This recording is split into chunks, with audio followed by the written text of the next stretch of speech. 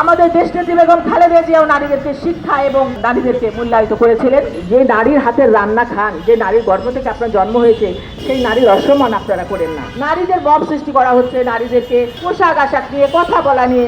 আমি জানি যে কোন নারীরা কোন জায়গায় যোগ্য। আমি যদি দিতে পারতাম আমি সবচেয়ে বেশি খুশি হতাম। আপনারা যে যুদ্ধ করছেন আমি দেখছি, আমাদের ফেসবুকে দেখছি, প্রতিনিয়ত দেখছি যে আমি প্রতিযোগী। আসলে আমাদের যদি আমাদের সাথে কথা বলে না হয়, যারা আমরা এই 9 বছর ধরে মহিলা দল করেছি, আমরা জানি কোন নারী কোন জায়গায় মূল্যায়িত হলে সঠিক মূল্যায়ন হবে। তো সেজন্য আমাদের যদি সাথে কথা বলা হয় তাহলে অনেক ভালো হয়। কেউ আছে উপজেলা চেয়ারম্যান হতে পারবে, কেউ কাউন্সিলর হতে পারবে, কেউ মেয়র হতে পারবে, কেউ এমপি হতে পারবে, কেউ মন্ত্রী হতে পারবে, এবং যথাযথ মূল্যায়ন অবশ্যই হবে, যেটা আমাদের করেছিলেন শহীদ রাষ্ট্রপতি জিয়াউর রহমান। আমাদের দেশনেত্রী বেগম খালেদা জিয়াও নারীদেরকে শিক্ষা এবং নারীদেরকে মূল্যায়িত করেছিলেন। অথচ আমাদের দেশ তারেক রহমান এখন নিশ্চয়ই আমাদের চেয়ারম্যান তারেক রহমান এখন মূল্যায়িত করবেন। আমাদের পরীক্ষা দিতে হবে না, আমরা যুগে যুগে পরীক্ষা দিচ্ছি, 18 বছর ধরে পরীক্ষা দিচ্ছি। আমার এক বোন বললেন, সম্ভবত হলেন, যে জামাতে ইসলামী বলছে যে নারীদেরকে সামনে এগোতে দেওয়া হবে না। কোন নারী? যে নারীর গর্ভ থেকে আপনি জন্মগ্রহণ করেছেন, সে আপনার মা, আপনার কন্যা, আপনার জননী এবং আপনারই বোন।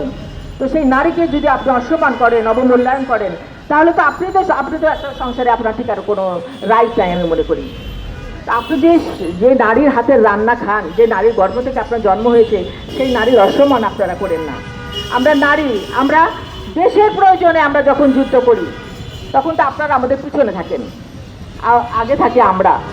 সমস্ত বিপদের ঝুঁকিটা নেই আমরা নারীরা, আর সেই নারীদেরকে আপনারা অবমূল্যায়ন করতে পারেন না। আমি প্রত্যেকটা দলের প্রত্যেকটা নেতাদেরকেও বলছি, এক্সট্রিম মশার কয়েল প্ল্যান্ট ফাইবার দিয়ে তৈরি, তাই সহজে ভাঙে না, সুগন্ধিযুক্ত ও নিরবিচ্ছিন্নভাবে জ্বলে। ডেঙ্গু, চিকুনগুনিয়া বাহি সহ যে কোনো মশার বিরুদ্ধে দেয় এক্সট্রিম সুরক্ষা। আমি এটা আসলে একটা বার্তা আমি দিতে যাচ্ছি, এটা স্লোগান আছে, বার্তা, যে নারীদেরকে মূল্যায়ন করুন, দেশের উন্নয়ন হবে, দেশের সমৃদ্ধি হবে, প্রত্যেকটা নারী স্বাবলম্বী হবে এবং দেশের জনগণ শান্তিতে বসবাস করতে পারবে।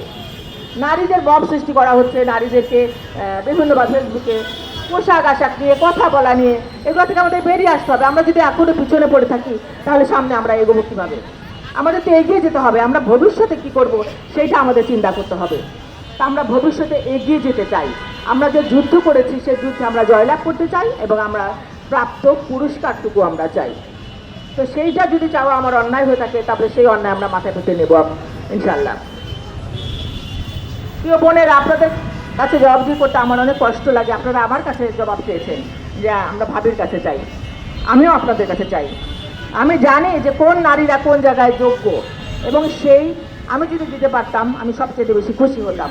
তবে আপনারা নিশ্চিত থাকেন, ইনশাআল্লাহ আমাদের চেয়ারম্যান, আমাদের প্রধানমন্ত্রী, তিনি সব কিছু জানেন, তার অজানা কিছু নয়। তিনি প্রত্যেকটা নারীর খবর জানেন যে কোন নারী কোন জায়গায় যোগ্য, এবং অবশ্যই তিনি মূল্যায়িত করবেন, যেটা আজকে নারী দিবসের অঙ্গীকার। আমি মনে করি প্রধানমন্ত্রীর পক্ষ থেকে আপনাদের কাছে আমি অঙ্গীকার করছি যে আপনারা অবশ্যই মূল্যায়িত হবেন ইনশাআল্লাহ।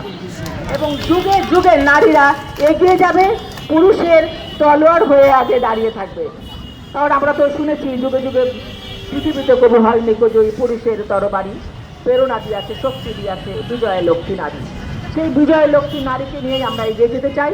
নারীর অবমূল্যায়ন যেন পুরুষরা কখনো না করে, নারীকে যেন সম্মান করে, নারীর প্রত্যেকটা জায়গায় যেন মূল্যায়িত হয় এবং নারীরা যেন দেশের পতাকা তুলে নিয়ে সামনে এগিয়ে যেতে পারে।